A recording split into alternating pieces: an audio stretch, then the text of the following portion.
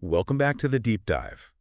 You all sent over a ton of really interesting research on morning routines Yeah. and how they affect how we age. Uh-huh. It's fascinating, like how those first couple hours can actually have an effect on how quickly you age. It's pretty amazing, the science behind it. It really is. And Mm. we're going to unpack all this research Yeah, sure. and try to find those golden nuggets, like specific things Yeah. you can do to make a routine that helps you age well. Yeah. And it all starts with how our brains Okay. and bodies go from sleep to being awake. Makes sense. One of the first things that caught my eye when I was going through the research was this idea of sleep inertia. Okay. You know that groggy feeling when you wake up? Uh-huh. Everyone has hit the snooze button a few times, Oh, yeah. or maybe a lot, Or a lot. but it's more than just feeling tired. Yeah. Sleep inertia is more than just feeling tired. Okay. It's kind of like your brain is stuck between two worlds, Interesting. like sleep and being awake. Okay. Some parts of your brain are ready to go. But others are still kind of asleep. Wow. And the research says that can really affect how well your brain works. So it's not just feeling sluggish. It's like literally making it harder to think. Yeah. Yeah. Studies have actually found that sleep inertia can make your brain power like 30% lower Wow. in the first half hour after you wake up. 30%. That's a lot. It is. Imagine trying to do something complicated with your brain like that. Yeah, exactly. So how do we get rid of that morning fog and Right. get our brains ready for the day? Yeah, so the research talked about a few strategies, right? Yeah. There are three that really stand out. Okay. Light movement, cold exposure, and bright light exposure. Got it. Each of those things targets different systems in your body Okay. to help you go from sleep to being awake more smoothly. Let's start with light movement. Okay. I've for sure noticed that even just stretching or Yeah. walking around a bit Yeah, helps me feel more awake. exactly. Even doing gentle movement. Yeah. Like stretching or a quick walk Uh-huh. increases blood flow to your brain. Yeah, And that helps clear the mental fog. got it. The research specifically mentions dynamic stretching. Okay, so what's dynamic stretching? It's movements like neck rotations or arm circles or torso twists. Okay, It's about moving your joints as much as they can move, yeah. which helps make you more flexible and wakes up your muscles. Okay, that makes sense. What about cold exposure? Okay. I'll admit, I'm not a fan of cold showers, Yeah. but the research says they can be invigorating. There's a lot of science behind it. Three. Yeah. Cold exposure, whether it's a cold shower Oh. or even splashing cold water on your face, Okay, triggers a surge of norepinephrine. and norepinephrine It's something in your brain Okay. that helps you focus, feel alert, and have more energy. So like a natural espresso shot. Pretty much. And you don't have to jump into a freezing cold shower. Oh, thank goodness. Right. You can start slow Okay. by slowly making the water colder. Mm-hmm. Or even just splashing your face with cold water. Okay, that sounds much better. Yeah. So we talked about light movement and cold exposure. Right. What's the third way to deal with sleep inertia? Bright light exposure. Okay. This one has to do with your body's circadian rhythm. Yeah, our internal clock. Exactly. I've heard about light being important, but Yeah. why is it so effective? Okay, so when your eyes see blue light, Mm, especially from sunlight, yeah. it tells your brain that it's daytime Okay. and it's time to be awake and alert. Got it. Even 5 or 10 minutes of sunlight in the morning can Mhm. make a big difference. What about people who live in places where there isn't a lot of sunlight? You can use a light therapy box. Oh, okay. It kind of mimics the sun. Got it. So we've dealt with sleep inertia and we're on our way to a great start to the day. Right. What's the next important habit for a morning routine that helps you live longer? Hydration. Okay. And I don't just mean taking a few sips of water. The research really stresses how important it is to properly rehydrate after sleeping. Yeah. It's all about giving your cells the water they need. So it's more than just not being thirsty. Exactly. Think of it as a tune-up for your cells. Okay. It gets your body ready to do its best, Ugh. fight aging, Wow. and even absorb nutrients better throughout the day. I like that. Tune up for your That's- cells. So how much water are we talking about? Well, you should aim for 16 to 20 ounces of water. Wow, that's a lot first thing in the morning. Yeah, a lot of people don't hydrate enough. Really? Studies show that up to 75% of people Very sick. don't hydrate properly in the morning. Wow. And that can make you feel tired, Yeah. mess with your thinking, and even affect your mood. That's a lot of consequences. Yeah. So the key is to drink that 16 to 20 ounces right when you wake up. Any tips for making that easier? Because I'm guilty of rushing out the door without drinking enough. You can keep a water bottle by your bed. Okay. That way it's right there when you wake up. Makes sense. And to get even more benefits, Uh-huh. try adding a pinch of sea salt for electrolytes Oh, interesting. and a squeeze of lemon for vitamin C Okay. and collagen support. Sea salt and lemon. What's the reason for those? The sea salt helps replace electrolytes, Uh-huh. which are important for staying hydrated Okay. and for your nerves to work, right? Makes sense. And the lemon gives you vitamin C, Yeah. which is an antioxidant that Right. helps your body make collagen. So it's like a little health boost in my water. Exactly. Anything else we could add? You could add a touch of honey. Okay. It gives you a bit more energy and some extra antioxidants. So we've woken up our brains and hydrated our cells. Right. What's next for a morning routine that helps us live longer? Well, let's talk about movement. Okay. I'm ready to hear more than just stretching. Okay. Tell me about how moving in the morning can help us live longer. Well, when we sleep, our circulation slows down Yeah. and our lymphatic system gets less active. And the lymphatic system is? It's the system that removes waste from our bodies. Okay. So we wake up a bit sluggish in a few ways. Yeah. So moving in the morning kind of jumpstarts those systems and helps them work better. So it's like giving our bodies a reboot. Exactly. The research talked about how just 30 minutes of light activity in the morning can really make a difference. Even small amounts of movement can have big benefits. That's great because I'm not a huge fan of intense morning workouts. Yeah, me neither. What are some realistic ways to add movement to our mornings? A simple 5-minute mobility routine is great. Okay, what does a mobility routine look like? Things like squats, arm circles, Mm-hmm. leg swings, and torso twists. Okay. Anything that gets your joints moving all the way Okay. and increases blood flow to your muscles. I can definitely do that even before my coffee. Yeah, it's a good way to wake up. What about people who like a more mindful way to move? You could do sun salutations. Oh, yeah. They combine stretching, Mhm. strengthening poses, and deep breathing. Okay. It's a great way to start the day feeling energized and calm. I like that. What about people who want to build strength and fight age-related muscle loss? Resistance training is key. Okay, Even a few short sessions a week can help maintain muscle mass, got it. boost your metabolism, and even increase growth hormone production. That's amazing. It is. You don't need a lot of equipment or time either. That's good to know. Bodyweight exercises, resistance bands, or even small dumbbells can be really effective. We've gone from stretching to resistance training. Yeah, that's some for everyone. All this talk about movement makes me think about what we eat afterwards. Yeah. Let's talk about the big question, to breakfast or not to breakfast. That's always a hot topic. It is. It seems like there's always something new. Mm-hmm. Saying one way is better than the other. Yeah. What do you think? There isn't one right answer. Okay. The best way to do it depends on your goals, what you like, and your lifestyle. So let's break it down. What should we think about when choosing between eating breakfast and extending the overnight fast? If you want to match your eating with your body's natural clock, Okay. eating breakfast is good. Okay. It helps keep your blood sugar stable, Got it. gives you energy all morning. So it helps us start the day feeling balanced and energized. Exactly. What if I choose to eat breakfast? What should I be eating? Focus on foods that have a lot of nutrients Okay. and give you long-lasting energy. What are some examples of those PUA breakfasts? Scrambled eggs with avocado is a classic. Classic for a reason. Eggs are a complete protein Uh-huh. and a good source of choline, Right. which is important for your brain. Got it.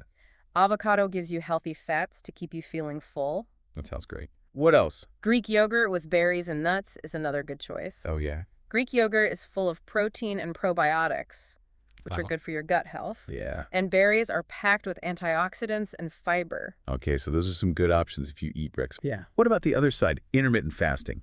What's the reasoning behind skipping breakfast and extending the fast? Intermittent fasting gives your body more time Okay. to focus on repairing and taking care of itself. So like it's taking a break from digesting Yeah. and using that energy to clean up.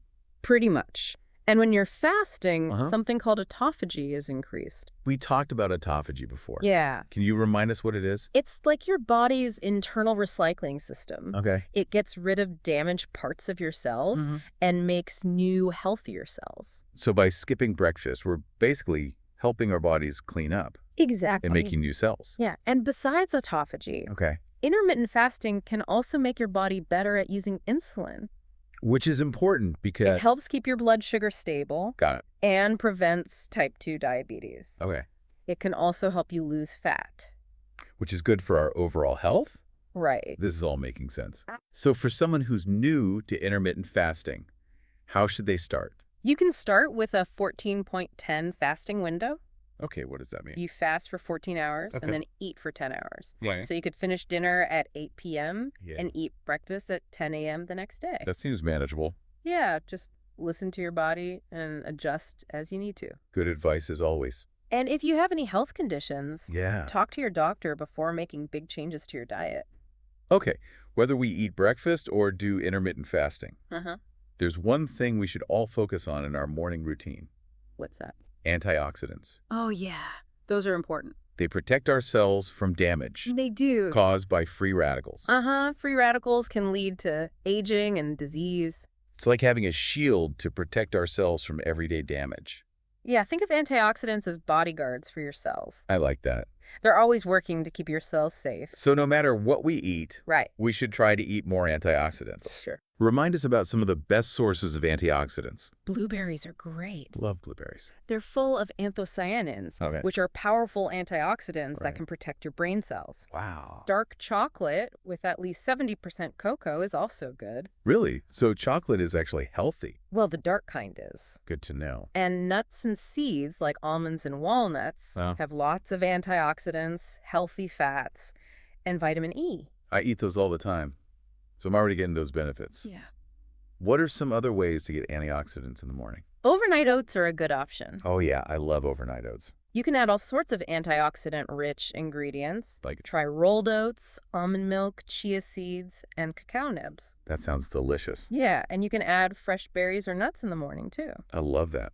So we've talked about sleep inertia, hydration, movement, and antioxidants. Uh-huh. That's a lot. It is. But there's one more piece of the puzzle. Okay. Supplementation. Oh, yeah, that's important, too. It is. The research you sent over said that Yeah. 89% of people either skip supplements Wow. or choose the wrong ones. That's a lot of people. It is. So let's talk about the important ones. Okay. What supplements should we consider for longevity? Let's start with NAD boosters. Okay. NAD plus is short for nicotinamide adenine dinucleotide. That's a mouthful. Yeah, it's a coenzyme that's in every cell in your body, Mhm. and it helps your cells make energy and repair DNA. I've heard of NAD plus. Yeah, it's super important. Yeah, it sounds like it's involved in a lot of things. It is. It's essential for hundreds of processes. Wow. But here's the thing. What's that? NAD plus levels go down as we age. Okay, so that's a natural part of aging. Yeah. Or what does that mean for our health? Well, when NAD plus levels drop, Mm-hmm. our cells aren't as good at making energy and Okay. repairing damage. Got it. And that can lead to problems as we get older. So could boosting our NAD plus levels help us age healthier? It's not about reversing aging, but it's about helping our cells work better, Makes even as we age. Okay. NAD boosters like nicotinamide riboside, which is also called NR, Okay. and nicotinamide mononucleotide. Wow, what a name. Yeah, it's called NMN for short. Got it. They can help increase NAD plus levels Okay. and help the mitochondria in your cells work better. And mitochondria. That the powerhouses of your cells, Yeah. they make energy. Okay, so if we help the mitochondria work better, Yeah, our cells can make more energy. exactly. That's pretty incredible. It is. Studies show that NAD plus boosters may improve muscle function, Uh-huh. increase how long you can exercise, Yeah. and even make your brain healthier. So they can help us live longer and healthier lives. They might, but you should always talk to your doctor Oh, before definitely. taking any new supplements. What's the next important supplement? omega-3 fatty acids? Okay, I've heard of those. They're good for you. Yeah. They're really good at reducing inflammation. And why is that important? Well, as we age, Yeah. chronic inflammation becomes a bigger problem. Right, chronic inflammation is linked to a lot of diseases that happen as we age. Yeah, so omega-3s can help prevent that. Got it. It's like having firefighters in your body Okay, put out those inflammatory fires before they get too big. I like that analogy. Omega-3s also help your heart and brain. Wow, they really do it all. It's important to get good quality fish oil supplements Okay, with EPA and DHA. okay, and those are The best types of omega-3. This is great. We're learning so much about how to age well. We are. What's the last essential supplement we should talk about? Vitamin D. Oh, yeah. It's super important for strong bones, Uh-huh. a healthy immune system, Yeah. and good mood. Those are all important as we age. They are? A lot of people don't get enough vitamin D, Really? especially in the winter. Okay. Vitamin D helps your body absorb calcium, Uh-huh. which you need for strong bones. Yeah. It also helps regulate your mood. And keep your immune system working well. So not getting enough can really affect us. It can. What should we do? You should get your vitamin D levels checked Okay. and take supplements if you need them, Makes sense. especially in the winter or if you don't get much sun.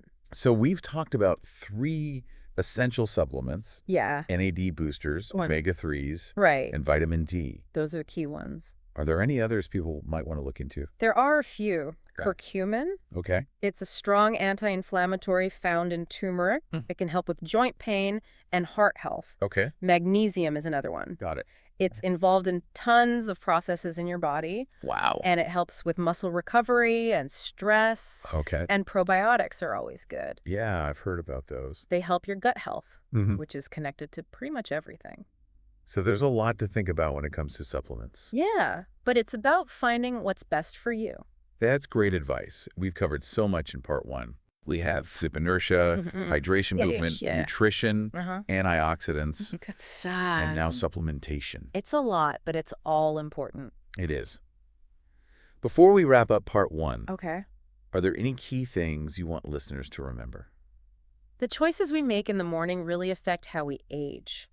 So true. By using these strategies, Mm-hmm. you can improve your health, Yeah. have more energy, and live a longer and healthier life. It's pretty cool that we can have so much control over how we age. It is. Even small changes can make a big difference. They can. We'll be back in part 2 with even more about building a morning routine Sounds good. that helps you live a long and healthy life. Looking forward to it. Stay tuned. Welcome back to the deep dive. In part 1, we talked about some pretty amazing ways to tweak your morning routine Right. to improve your health and live longer. We talked about sleep inertia, hydration, Uh-huh. We covered a lot. and even the benefits of moving in the morning. We talked about how important those first few hours are. Right, like it sets the tone for the whole day. It's like the foundation for healthy aging. One of the things that really stuck with me was that moving in the morning isn't just about getting a workout in. Right. It's about activating these key systems in your body Yeah. that are crucial for getting rid of toxins, delivering nutrients, Right. and just feeling good overall. When we sleep, our circulation slows down Okay. and our lymphatic system kind of goes into low power mode. And that's the system that gets rid of waste. Exactly. So we wake up kind of sluggish in a few different ways. Yeah. Morning movement is like a gentle wake-up call I like that. for those systems. So it helps them get going again. Exactly. It gets things moving and working better. The research mentioned that even just 30 minutes of light activity in the morning Yeah. can have a big impact. Even a little bit of movement can make a difference. That's good to know. Studies show it can reduce inflammation, improve how well your brain works, and even lower the risk of getting chronic diseases. That's pretty motivating. Yeah. But what about those of us who aren't exactly morning workout people? Right. What are some realistic ways to add movement to our mornings? A 5-minute mobility routine is a good place to start. Okay, and what does that look like? Things like squats, arm circles, Uh-huh. leg swings, torso twists, Okay. anything that gets your joints moving through their full range Got it. and gets the blood flowing to your muscles. I can definitely handle that. Yeah. What about those of us who like a more mindful approach to movement? You could try sun salutations. Yeah, I've heard of those. They combine stretching, strengthening poses, and deep breathing. Okay. It's a great way to start the day feeling both energized and grounded. I like that a lot. And what about people who want to build strength and prevent muscle loss as they age? Resistance training is key for that. Okay. Even a few short sessions a week can make a difference. How so? It helps you maintain muscle mass, Uh-huh. boost metabolism, and even increase growth hormone production. That's amazing. You don't need a lot of equipment or time either. That's good to hear. Body weight exercises, resistance bands, or even light dumbbells can be really effective. So we've got options from gentle stretches to resistance training. There's something for everyone. All this talk about movement makes me think about what we eat afterwards. Yeah, it's all connected. Let's talk about the classic question. Okay. To breakfast or not to breakfast? That's a debate that never ends. There's always a new study or a new diet Right. saying one way is better. Yeah, it can be confusing. It really can. What are your thoughts? I don't think there's one right answer. Okay. The best approach really depends on the person, Yeah. their goals, what they like, Yeah. and how they live their life. So let's break it down. Okay. What are the main things to consider when deciding between breakfast and extending the overnight fast? Well, if you want to eat in a way that works with your body's natural clock, eating breakfast is a good strategy. Okay. It helps keep your blood sugar stable Ugh. and gives you steady energy throughout the morning. So it helps us start the day feeling balanced and ready to go. Exactly. What if I choose to eat breakfast? What are some good options? Focus on foods that are nutrient-rich Okay. and give you long-lasting energy. Like what? Scrambled eggs with avocado is a classic. Yeah, that's a good one. Eggs are a complete protein, and they have choline, which is important for your brain. Oh, got it. And avocado has healthy fats that keep you feeling full. Delicious and nutritious. What are some other options? Greek yogurt with berries and nuts is another great choice. Oh, yeah, that's a good one. Greek yogurt is packed with protein and probiotics, Okay. which are good for your gut. Yeah. And berries have antioxidants and fiber. So those are some great breakfast options. Right. But what about intermittent fasting? What's the reasoning behind skipping breakfast and extending the fast? It gives your body more time to focus on cellular repair and maintenance. Okay, so it's like giving our bodies a break from digesting Yeah, and letting them focus on cleaning and repairing things. exactly. We talked about autophagy before. We did. Can you remind us what that is? It's basically your body's internal recycling system. Okay. It gets rid of damaged cell parts Uh-huh. and makes new, healthier cells. So by delaying breakfast, Yeah, we're giving our bodies a chance to do some serious cleanup. exactly. And it's not just autophagy. Okay. Intermittent fasting can also make your body better at using insulin. And that's important because... It helps keep your blood sugar levels stable, Okay, and it can prevent type 2 diabetes. got it. It can also help with weight loss. Which has all sorts of benefits for our health. Exactly. So for someone who's new to intermittent fasting, how do they start? A good starting point is a 14-point hen fasting window. And that means... You fast for 14 hours, Yeah. then have a 10-hour eating window. Okay. So if you finish dinner at 8 p.m., Yeah. You could have breakfast at 10 a.m. the next day. that seems pretty doable. It is just remember to listen to your body and adjust if you need to. Oh, always good advice. And if you have any health concerns, Uh-huh. it's always best to check with your doctor. Absolutely. Okay, so whether you eat breakfast or do intermittent fasting, Right. there's one thing we should all be focusing on: What's that? antioxidants. Oh, yeah. Those are crucial. They protect our cells from damage. They're like little superheroes, I like that. protecting ourselves from free radicals. Which can lead to aging and all sorts of health problems. Exactly. It's like having a shield to protect our cells. I like that analogy. So no matter what we eat, we should try to get more antioxidants. Definitely. Remind us about some of the best sources. Blueberries are a fantastic source. I love blueberries. They're full of these powerful antioxidants called anthocyanins. Okay. And they can even cross the blood-brain barrier Wow. to help protect your brain cells. That's amazing. Yeah. What else? Dark chocolate is surprisingly good for you. Really? I thought chocolate was a treat. Well, the dark kind is good for you. Okay, good to know. Make sure it's at least 70% cocoa, though. Got it. And nuts and seeds like almonds and walnuts are packed with antioxidants, Okay. healthy fats, and vitamin E. I eat those all the time. Yeah. So I'm already getting some benefits. You are. What are some other ways to get antioxidants in the morning? You could try overnight oats. I love overnight oats. They're so easy to make. They are. And you can add all sorts of good stuff. Like what? Rolled oats, almond milk, Uh, chia seeds, cacao nibs. okay. Just mix it all together and let it sit overnight. Sounds simple enough. It is. And you can add fresh berries or nuts in the morning for even more antioxidants. I love that.